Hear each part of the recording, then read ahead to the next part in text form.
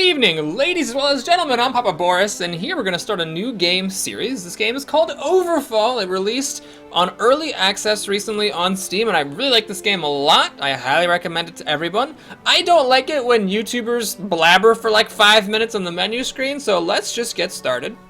When you start a new game, you have a lot of customization options. Kind of. You got to pick two characters. There's a class that you have to choose for the character, which determines your stats and your movement ability. You also get to pick a weapon, which determines what your 3 combat skills are. I'm not going to talk about them until we get into combat.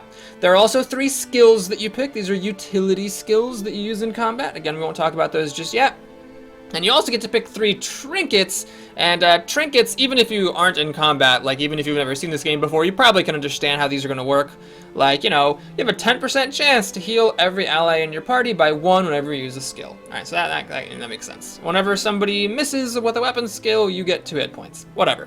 So, that I said kind of when I said that there was a lot of customization, because while that is a lot of stuff, class, weapon, skills, trinkets for 2 different people, it all starts out locked. So, of the 9 classes in the game, only 2 start out unlocked.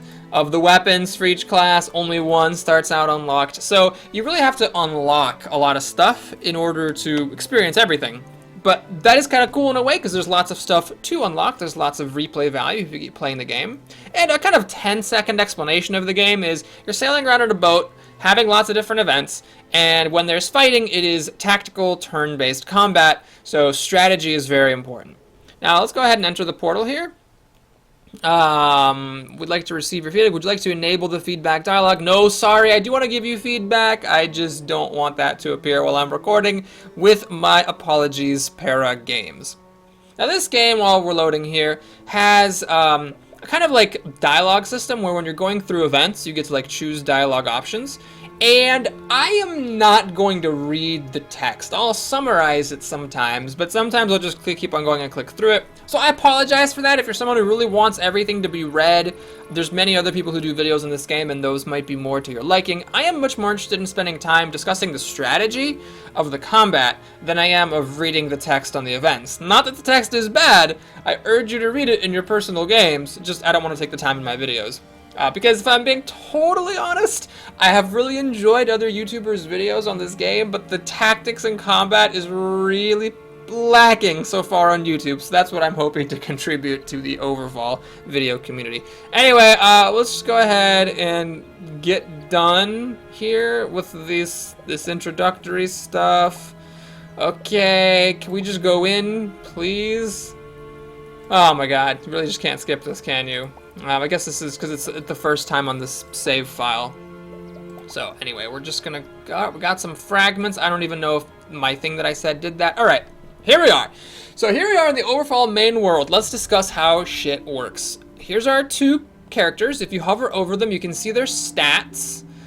You can see what trinkets they're wearing as well. Interestingly, you cannot see their like combat skills, so you can't review that stuff from this, and you can't like right-click to see it either. So that's something I hope does get added at some point as a way to review your character's abilities to a greater degree than what's shown here. You'll see that we can actually eventually have 2 other party members, but they start out being locked. Over here on the left-hand side, we see our resources as well as our reputation with the 6 different factions in the game, as well as this marker here that starts out at a friendly yellow and progresses towards a hostile blood red. So let's explain all this stuff. Number 1, from the right-hand side, food. Food's very simple.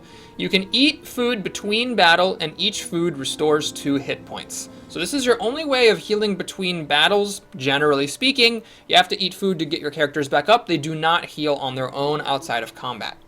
Then we have runes. Runes can be used at altars to do one of 2 things. Either you bring a dead character back to life, or you can put a blessing on a living character. What that does is it makes it so that if the character dies in battle, they will instantly be restored. There's some advantages and disadvantages to each option, whether you wait for someone to die and then restore them, or whether you proactively bless them. I'll discuss those later. We got dust. So dust does a couple of different things. Dust can be used to increase your speed on the map. You can press the space key and it makes you sail faster. So if there's a boat you want to catch up to or a boat you really don't want to get hit by, you can use dust to try to outrun them. Dust also is used to upgrade your utility skills. So there's a fighter guildmaster and a cleric guildmaster that we might encounter in the world, and if we do encounter them, that character, the cleric or the fighter, can improve their utility skills by paying 5 dust per skill.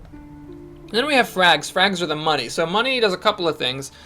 2 money buys you 1 food, so you can use money to restore the health to your party members by changing it into food. You can also use money to buy various upgrades, which we will get to in a moment. Now let's take a look at the main screen. I'm going to unpause this. When you're not moving, stuff progresses in slow motion, or actually it's not progressing at all. That's interesting, because before it hit early access, this game would actually have it so that everything would happen in slow motion. Aha, it is happening in slow motion. There we go. So stuff happens in very slow motion when you're not moving. But as you start to move, things start to go a lot faster.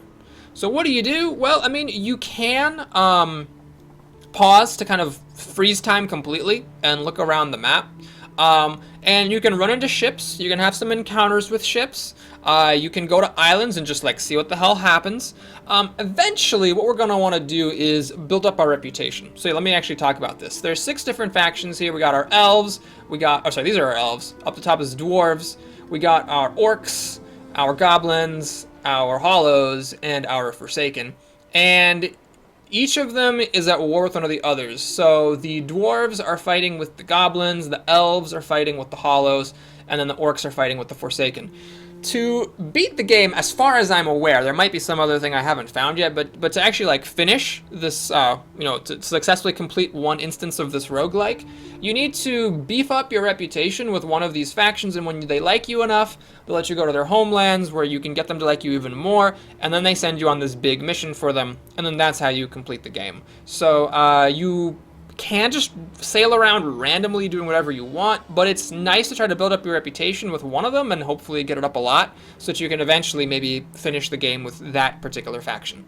This other meter is the Vorn. The Vorn are assholes, and the farther this gets, the worse shit gets. So that's kind of like your clock on this game. This number here represents how many days have gone by, so you do kind of want to, be quick about things.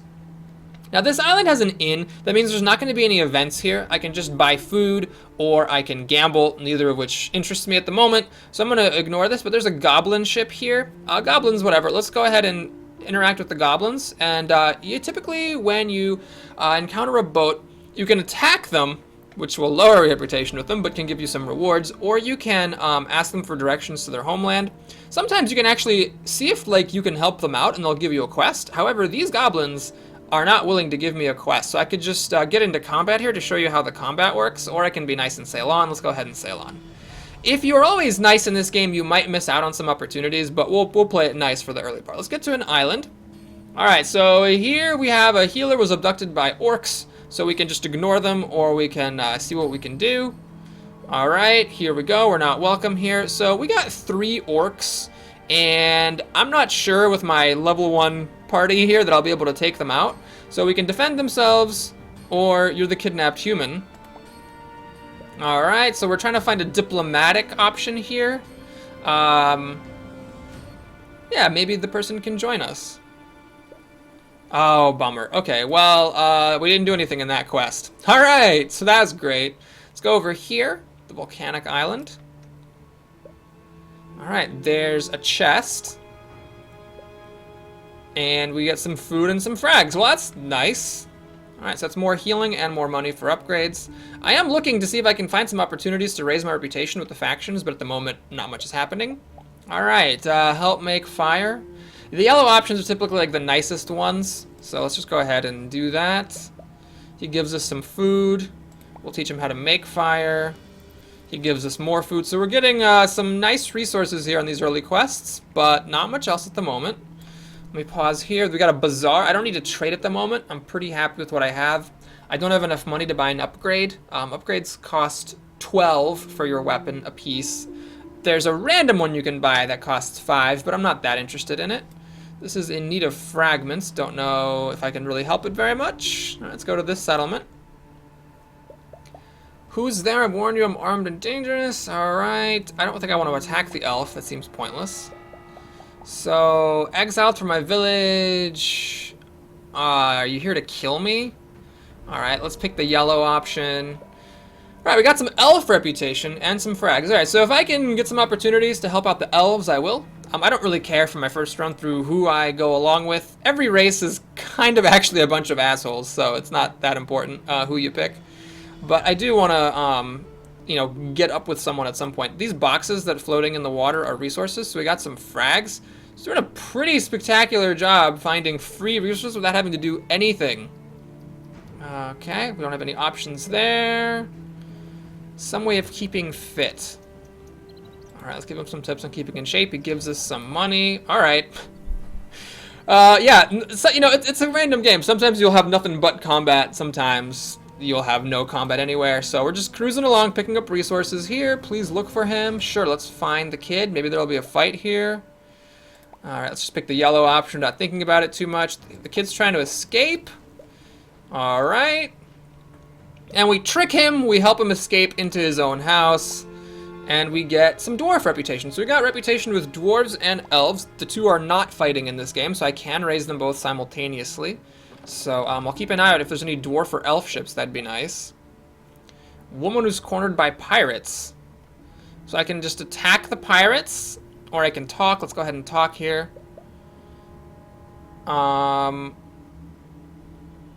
Get back to our tea party. Okay, so are they really having a tea party, or are they not? You know, let's just... There's 4 of them. I don't think I can actually handle them, unless this lady isn't actually being with them. Alright, I'll play it safe. Ah, okay, so it was just all a joke. So we got some Forsaken reputation and some food. But I'll let you all live. Off you go now. Alright. Yeah, let's leave. That's fine. So we got some Forsaken reputation. So Forsaken, dwarves, and elves are what I've started with so far. Tragically not... Oh, I've already been to this island. Oops. Oh, no, I haven't? Okay. Interested in graves. Okay, yeah, nothing happens. Because I've been there. These little buoys get dropped by islands you have already visited. Alright, here's an altar. So I'm going to go here at the moment. And let's talk about the resurrection system in this game. Basically, if you wait to die and you come to an altar and you resurrect yourself, then you get all your health back. The disadvantage of that is, of course, you might lose the battle where you died, which would be really bad, and that would be a game over situation. And then you also have to find an altar. You might not find one, and you might be sailing around for a long time trying to find an altar when one of your people is dead. And in that time, of course, if you get attacked, you're a person short, which is bad. So you can proactively offer some runes for protection. The disadvantage of that is that when you're resurrected, you only get back a partial amount of your health rather than a full amount. And if you're getting cleaned so badly that you're just going to die anyway, then you really would have been better off just waiting to resurrect until later or starting over a new game. Anyway, let's go ahead and offer some runes for protection. We spend 1 rune, we can pick 1 person to be protected. I'm going to protect the fighter. Because the fighter's the one who's more likely to die. I do have another rune, so I could also offer protection on the cleric, and what the hell, let's just do it. So, I'm not sure strategically what is the best thing in general, but I kind of like the prophylactic approach. So let me pause here. Are there any these are all goblin ships. So, I'm really kind of in the wrong zone for finding dwarves, elves, and Forsaken. And apparently, the goblins, at least the one time I ran into them, didn't give me a quest, so I don't want to waste any more time. Alright, so we got a conversation going here. There's a really, really dirty animal. So we can choose to, like, convince the pig to take a bath. Or bully him or the innkeeper. Let's not do any bullying. Let's convince him to take a bath. So this gives us a hollow reputation. So, okay, we got +1 reputation with 4 different factions, neither of which is the one that's in the area. Let's stop by this island. Okay, what I'm going to do here is I think I'm going to just look for a fight. Honestly, we'll have a fight and then we'll end this video. I'm sorry. Every other time I've played, there's been a lot of fighting much earlier on. So here we've just amassed a frickin' fortune and a ton of food. So we're ready to go. All right, let's avenge them. Is this a fight? Yep. All right, let's do this. Is this guy? Oh, wait a minute. Is he on my team or is he on their team? I thought we were helping him exile the Vorn. But he's kind of over there, so that's not good. Okay, well then, this is going to be a 3-on-2, which is definitely scary. Let's talk about combat. So it's a tactical system. As you can see, you use hexes for movement. You can see the turn order here. So my cleric is last and my fighter is first. The fighter has a very high initiative, 9, and the cleric has a very low initiative, 2. I don't think it's static like this. Although in this case it did actually go in initiative order. I think there's a little bit of randomness to it, but typically your fighter will be near the front and the cleric will be near the back. Alright, when it's your turn, there's 3 phases. So there's a movement phase, there's a utility phase, and there's an attack phase. In the movement phase, you can either move a number of spaces equal to your speed or use a utility skill. Not a utility skill, your movement skill. So my fighter's movement skill is Heroic Leap, and you can see if you read the text on the bottom there, its cooldown is 2, so you have to wait essentially 3 turns before it can be used again. What you target is an empty hex, and it has a range of 5. The radius of the effect is adjacent, so you can pick an empty hex within 5 squares of you, jump there, and it'll deal 2 damage to anybody you land on. This can be used once every 3 turns. Keep in mind, in this game, it's very interesting, you can either move or use your movement ability. So if you use the movement ability, you don't get to move. So I could leap to one of these places, but that would be stupid because then I'd be stuck there, and this is a melee guy, so there's not much you could do there. In your first turns, when you're deciding where to move, it's worth it to try to keep in mind if the people are ranged or not. It's kind of hard to tell, without really intimately knowing the game. Like, I don't know if Drang and Thrall are ranged people, but the Drang has a lot of hit points, the Thrall has less. So I'm hoping I can take him down quickly and maybe save this guy for last. The Marksman, who apparently is not on my side, although maybe he is. I'm hoping he is on my side. I didn't read the story that closely. We chatted with him and we're like, hey, let's go avenge these assholes. He fights at range, but I don't know whether or not I should account for him yet because he's ranged, but I don't know how much I need to worry. Anyway, we can look at their speeds. So this guy has a speed of 3, so he can move 3 hexes, so he can move like up to here. And this guy has a speed of 3 as well. So if I move here, unless they have ranged abilities, they're not going to be able to affect me much. I'm actually going to go here, though, and I'll explain why later on. All right, after you do your movement, you have a utility phase. In the utility phase, you get to pick a utility skill. And this game has a lot of buffs and debuffs, so I'll go over these very quickly. This one applies Vulnerable and removes a buff from everyone who's adjacent to him. Vulnerable means you take an extra damage from all sources. This gives him Vigor and removes 2 debuffs. Vigor makes you immune to anything that deals damage over time. And then Incapacitate is a very good skill. This disarms and immobilizes an enemy. Disarm makes them unable to attack, and Immobilize makes them unable to move. So it's a really, really good crowd control, except it only, I guess, affects one person, but you get the idea. However, there's nobody next to me here, so the aggressive ones are unimportant. We'll go ahead and use Unbreakable, which is a cooldown of 1, so it'll be back fairly soon. And this, like I said, makes me immune to all these effects that cause damage per round.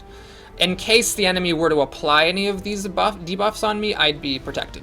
All of his skills are melee only, so we're going to go ahead and pass the attack phase and let the enemy go. So let's see what this guy's going to do. He's going to move up there, and he just ends, which is nice. And this guy moves up there, and he gives himself some buffs. And this guy is not our friend. Okay, good to know. All right. So now it's our cleric's turn. The cleric has a movement ability, and she also has an interesting ability called Faithful Pull. What this does is it pulls an ally 3 hexes towards her. It restores 2 health to them, and it can be used once every 3 turns. Now the interesting thing about this is that it can only be used in a straight line. So like, if my fighter were standing in this spot, she actually could not use Faithful Pull on him. One of the things I've noticed that kind of separates good players from bad players in this game, or good players from, okay players, is making sure you really proactively use Faithful Pull as much as possible, because every time you heal your ally, you're basically giving them, it's like an extra food. Food restores 2 hit points, so every time you successfully pull this off, you're like giving your ally 2 hit points. Now here I have to make a strategic decision. Should I use it on him, even when it's not healing him, just to give him the protection? Protection guards against incoming damage, so that's like proactive healing, or should I wait until I give him protection and restore 2 hit points? I'm going to go ahead and use this now. I'm not 100% sure it's the right call to make, but I'm going to do it because the protection, halves incoming damage. That's likely to be useful, and I bet the skill would come off cooldown before I could realistically use it again. She also has a trinket. Let me see if I can find it here. Whenever you apply a beneficial skill on an ally, there's a 30% chance that she gets the exact same effect. So it's actually really nice. So she got the heal and she got the protection because she used protective or the faithful pull on my guy. So if I hadn't moved him here where he was in a line to her, she wouldn't have been able to do this and she wouldn't have gotten this healing. Okay, now let's talk about her utility skills. Dispel can target an enemy or an ally within a range of 4, and if it targets an ally, it removes 2 debuffs. If it targets a foe, it removes 2 buffs. She can't reach this guy with it, and there's no debuffs on my guy or buffs on the enemy, so there's not much to use this on unless I wanted to get rid of this agony, which it's a reasonable choice. That would spare her 3 damage. The thing is, she already has some damage protection, so that's going to basically counteract most of the agony. Scream is an effect that causes the adjacent enemies to have fear. Now, what fear does is it makes them run 5 squares away from the caster on their next movement. The skill is very good if you use it on someone who doesn't have any ranged abilities, but unfortunately, if I were to come up and fear Drang, it wouldn't be that great since he actually can't move that far. You cannot move through your own ally spaces. He would not be able to run that far away. So if this hunter weren't inconveniently blocking the path, I would have totally come up and feared this guy to basically knock out his next turn. As it is, I really can't do much with fear, especially because I'm standing here and I cannot move. The other ability is Numbing Light. So this gives you 2 stacks of Aegis. Aegis makes you more likely to dodge attacks, and Regeneration regenerates 2 hit points a turn for a couple of turns. So I don't think I need to put Numbing Light on her necessarily, because she really isn't missing that much health. And I'm not sure she's going to lose that much from agony. So I can either waste some of the healing and put it on my fighter to give him the regeneration, or to give him the Aegis and make him more likely to dodge attacks, or I can just dispel the debuff on her. I think there's going to be more useful things to dispel later, so I'm going to go ahead and use Numbing Light on my warrior, who is about to get into the thick of things. So now he's got an extra 2 evasion for the next couple of turns, and for 2 turns, he's going to heal 2 hit points per turn. So he's probably going to get hit at some point and then regenerate at least once. And there's also a chance that he won't get hit because of the evasion, in which case the skill was still worth using. Let's discuss your combat abilities. So Wave of Light is interesting. You target a hex within a range of 1, and then it affects things in a wave. So if I were like to target this hex, you can kind of see it. It's a little bit hard to tell, but like these squares, if I turn it on and off, you can see like what it hits. And you know, it's kind of weird because you can only target the square adjacent to you, but then it goes out in a wave. So it's sort of like an AoE, but you have to pick a square next to you. Retribution is your single target attack, deals 4 damage, and has a 75% chance to apply Confusion. Confusion cancels your utility phase. Generally, it's more useful to cancel someone's attack phase or their movement phase. Those are the most useful things to cancel, but canceling the utility phase can be nice because that might stop them from putting on, you know, very useful or very powerful buffs and debuffs. Holy Nova is kind of like in Hearthstone. It deals 3 damage to everyone who's adjacent to you, and it heals 2 hit points to yourself and to adjacent allies. So I could use this to heal up her last bits of health, but that's pretty silly. We're going to go ahead and hit target this guy. So let's see if he gets confused. Unfortunately, he did not. Now I have an interesting choice to make with my fighter. Either I attack this guy and try to focus fire him down. By standing here, I would actually block him from going and attacking my cleric. Or I can heroic leap here and it starts to attack the hunter. The hunter has 4 less hit points, even accounting for this guy being damaged. So there's something to be said for getting on the hunter. In fact, I'm going to go for this. We'll see how it works. So we're going to jump in here. It damages the enemies next to me, and now I get to choose. I can either make them both vulnerable to damage, meaning they take an extra damage, or I can incapacitate one of them. I think incapacitation is a lot more useful, especially because if I immobilize the hunter, he can't get away from me, and if I immobilize this guy, he can't go after my cleric. Who am I more concerned about? I'm not that concerned about the hunter running away from me. I can probably catch up to him if I really want to, but if I keep him here, the cleric would be able to maybe come up and damage him. So yeah, we're going to go ahead and immobilize the hunter. And now let's discuss the fighter's skill. So Chop hits 1 enemy adjacent to you. It deals 4 damage and has a 50-50 chance to apply bleeding. Bleeding makes you take 3 damage, 1 per turn over 3 turns. Cleave is kind of a weird skill. So if you first look at it, it deals 4 damage just like Chop, and if the target has bleeding, then you apply Bone Pour. Bone Pour is an ability that makes you take a damage every time you use a skill. So when you first look at it, you think, oh, well, you know, this is just like first you chop, make them bleed, and then you use Cleave. But that's not actually it. The Mortal Wounds effect on targets that have... Sorry, I think I said this wrong. If the target's bleeding, they get Mortal Wounds. And if you critical hit, regardless, it applies Bone Pour. But the critical hits, they don't happen that often, and Mortal Wounds isn't that big of a deal. Mortal Wounds is just your healing effects, or healing effects that affect you are half as effective, so if you never get healed, it doesn't matter. The significant thing is if you read the target line. It says cooldown 1, target equals target enemy, and then radius equals in front of. So you can actually target more than one enemy at once with this skill. It doesn't look like you can, but you can. Basically, if the 2 enemies are both adjacent to each other, and you're adjacent to them both, then you can cleave and attack them both. The last skill is Execute. This deals 3 extra damage if the target is below half health. So we're going to go ahead and do Chop, because nothing else makes sense. This guy's not at half health, and I cannot hit 2 enemies at once with the Cleave. Alright, so he's going to start to bleed. And this guy does go after my Cleric. Wow, that is a lot of debuffs. So she's taking a damage per turn. Her crit rate is cut in half. She takes a damage every time she uses a skill. She skips her utility phase, so she cannot dispel herself. And she's crippled. Alright, gotta admit, kind of wish I had immobilized this guy instead of the Hunter. I was hoping to have her come up and hit this dude, but she can't. Alright, is there any point in moving? I'm not sure that there is, but I think actually I probably should duck in here, simply because that would make it impossible for this guy to target her. So I missed my utility phase. Now I can Wave a Light for 3 damage and a 25% chance of agony, or I can Holy Nova. Let's just Holy Nova, that heals her and damages the guy. And I think that's the most useful thing I could have done there. Okay, so my fighter is back. I can keep going for the Hunter or try to intercept this guy, but this guy is not going to be able to get to my Cleric this turn anyhow, so we'll just let that be. Maybe I could have done it better where I could have avoided letting this guy come up to me as well, but my dude is just going to go ahead and tank both of these people. So there's no point in moving. Skip the movement phase. Now, I can make this guy vulnerable and remove one of his buffs. So he's extra fast and he's a little bit more precise, or I can make myself unbreakable. I'm actually going to go ahead and make him vulnerable because I really want this guy to die as soon as possible. So Execute, unfortunately, he's not at half health. His health was 16 and he's at 9, so Execute would only just deal 4 damage and apply blind. I could just chop again and that would stack the bleeding if he gets bled again, so that seems like the most useful thing to do. Alright, this is getting tough. Oh my god, I should have moved an extra space, because now this guy is going to get to walk up and attack the Cleric. Well, that was a big tactical mistake. After I insult other people's tactical abilities, I'm taking an extra hit here for absolutely no reason. But luckily that guy bled out, so it could have been worse. What can I really do here? There's no reason for me to walk up to these guys. Let's skip the movement. Oh, is there? Hang on a minute. She is blind. She cannot target non-adjacent units. Okay, so if I stayed here, I wouldn't be able to attack. So paradoxical as it is, I'm actually going to get back in the fray here.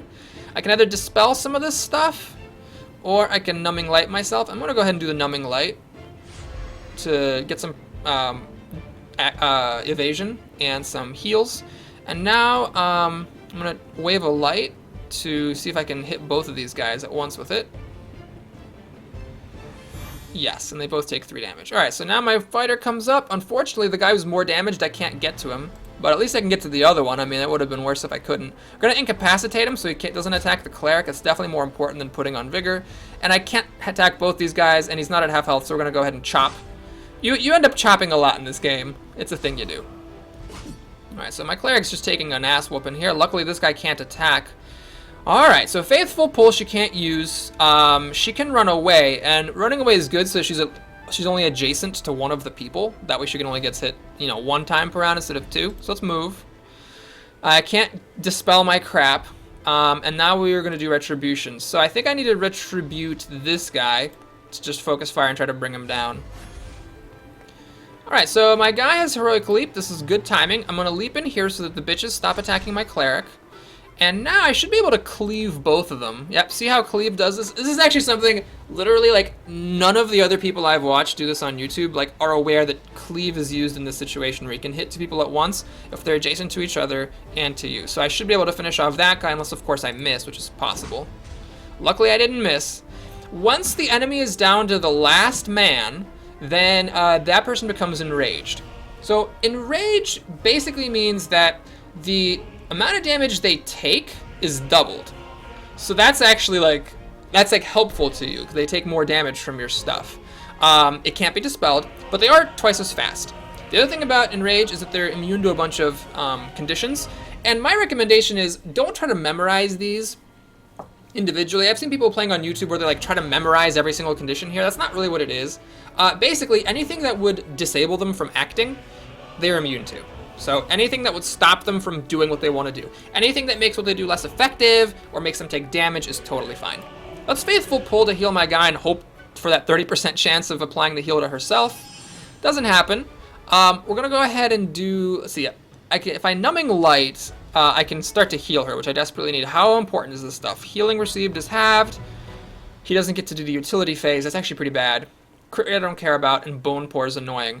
So I'm going to go ahead and Dispel, because it'd be nice for him to be able to apply Vigor on himself, but really, does that matter? No, it doesn't matter. I need to heal myself. Alright, so I could do Holy Nova here, or I could Wave a Light. Wave a Light, let's see, that might actually kill this guy, but my guy's going to get to go before his guy anyway, so I might as well Holy Nova here just to heal my team. That's like having an extra food, basically. Alright, there's no reason to move. I don't get my utility phase, and let's go ahead and try to execute him. If I miss, that would be bad, but luckily I didn't miss, so we killed him. Alright, awesome. So what do we get? We got 2 food, and we got some leveling up. So Bernadine is an adept healer. She has a 50% chance to apply reduction on direct heals. Nice. Now direct heals, the only direct heal she has is her Faithful Pull and her Holy Nova. Reduction is something that makes the incoming damage be less. That's actually pretty good. And Clovis is steady. His accuracy is increased by 4. Note that sometimes you actually get bad things from this. It's sort of like Darkest Dungeon where you gain perks. Some of them are good, some of them are bad. We also got Forsaken Reputation +1. All right, so that's +2 reputation with the Forsaken. So if I can find more of them, then maybe I can do some quests for them and increase my reputation with them further and have them be the faction with which I win the game. But that is enough. That's 30 minutes for this video. We did a lot of sailing around and picking up resources. Let's go ahead and call it here. I'll see you again soon for some more Overfall. Please like and or subscribe if you enjoyed it, and I'll see you again soon. Take care, everybody.